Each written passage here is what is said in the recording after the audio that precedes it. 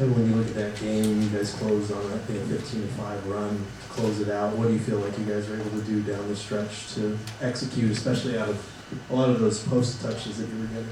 Yeah, I think we stuck with that. We seen some good stuff, some out there in the first half. Some of the shots we didn't make, but we generated some good looks with me in the post. I didn't even have to dribble, and they were double teaming. The last one when I quit at the elbow, I seen Mark Williams kind of lead also right under the rim, so it's kind of do some unconventional things on the defense side of the ball. So we try to stay patient, not let him speed us up and get good looks, and he was able to generate something in the fourth quarter. Obviously, you guys still have things that you would like to work on, I'm sure, but when you can start to string together wins like this, can you kind of feel a little bit of momentum or the vibes going in a more positive place? I mean, the vibe's always been good to me. From outside looking in, it's tough because we're losing, but for the most part, everybody's coming in trying to figure stuff out, working hard, coming in with energy, enthusiasm for the game of ball. And sometimes we just aren't better than our opponents that night. So I feel like tonight they kicked our ass on the boards to start the game. I think we was able to swarm and all give multiple efforts on that end of the glass, the defensive glass. So it's a good finish for us. Kevin, you were kind of talking about that possession, but with about a minute left, I think everybody in the gym is expecting you to shoot, and then you see Oso and he finishes with the dunk. Do you think that's a kind of a good growth moment for Oso, that he knows that you have trust in him to finish in a clutch situation? I think he always knew I trusted him. I don't feel like we need to go through that moment. So that wouldn't define the moment in our relationship, that solidified our trust. I feel like he always knew I'm on his side and on the same page with him. So, I'm sure people in the arena thought I was going to shoot, but I try to make the right play as much as I can and try to just play the game the way it's presented to me. And tonight they doubled a lot in those spots, so I didn't want to rush. I took my time, and I was able to find Oso. He was great tonight. Kevin, along those same lines, probably the greatest scorer ever, but are there moments where you're wondering, like, why are they doubling so much because of the amount of clean lateral motion you get on the backside? Yeah, I mean, sometimes I do. I mean, to start the game, like the first possession of the game, you start double teaming, when you're in the post, you double team. And they was double teaming out top when Melo was on there, they was running jump me at the 3-point line to start the game. Sometimes it's a little weird. I always talk to the bench about that, the opposing team.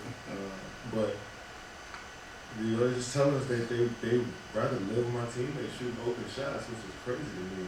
And so, law of averages, guys gonna knock those down if you keep giving them looks, and you got a healthy amount of those looks throughout the game, and we was able to execute them in the fourth quarter. But yeah, it throws me off sometimes too when you start the game and swarming and double and zones behind you when you get the ball and all 5 eyes watching you.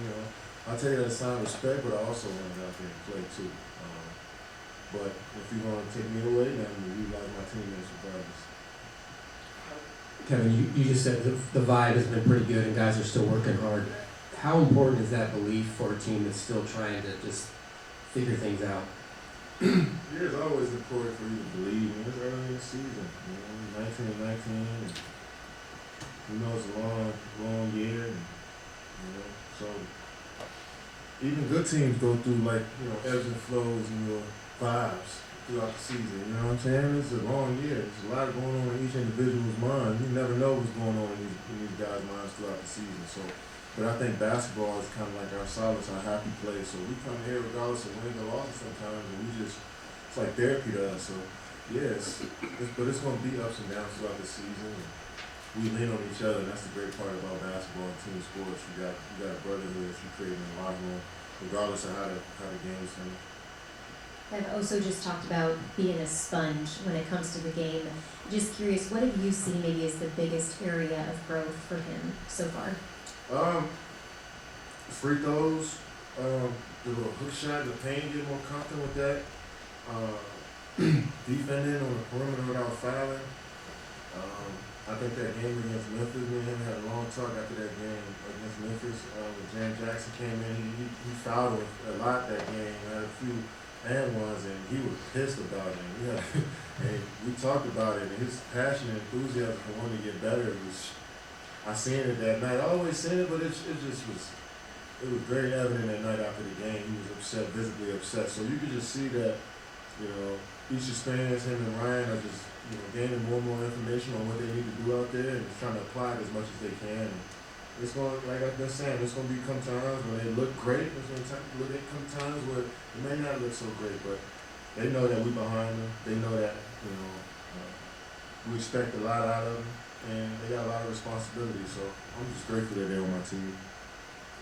If you look at just these last couple of games defensively, second half against the United, fourth quarter tonight, how much is strictly on the defensive end is going to be necessary to get this going for you guys? Yeah, that's really what it is. We're hanging our hats on that side. I think last few games we've been holding our opponents to at least between 40 to 45% shooting. I think, that number's pretty solid for us. And once we rebound the ball too, we can get out and run. We can make plays on the offensive end, but once we limit their second chance points and easy baskets from offensive rebounds, and we usually in good shape. So yeah, we hanging our hats on the defensive side of the ball, making adjustments pretty quick, and that's what we want to do if we want to be a great team. Kevin, that was the first win for the Commanders in the playoffs since you were 17. Yeah. What's that do for PG County and the DC area that you have so much pride in? Yeah, it does a lot, man.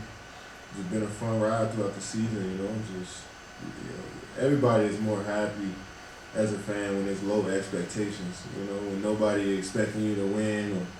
But next year is going to be the test to see, because everybody's going to be expecting us to do big things, so you nitpick when you got high expectations, we got low expectations like we had coming into the year. It was pretty fun to watch. So hopefully we keep it going this week. As we talked about in the locker room, as fate would have it, you guys are 3 hours beforehand Right. across the street. Right. You guys will be there. You and Book. There's a wager developing there? I'm sure he asked us to ask you what the wager would be. So. Yeah, I'm gonna hit him on the side, man. So I ain't gotta worry about that. And we'll see what happens this week. But I'm excited that we get to play in the playoffs against a great team, and we actually gonna be in that city. It's gonna be dope. Looking forward to it. Last two, very impressive. Hey, Casey, so from your experience, just piggybacking off of that, what's a long road trip like this for a team?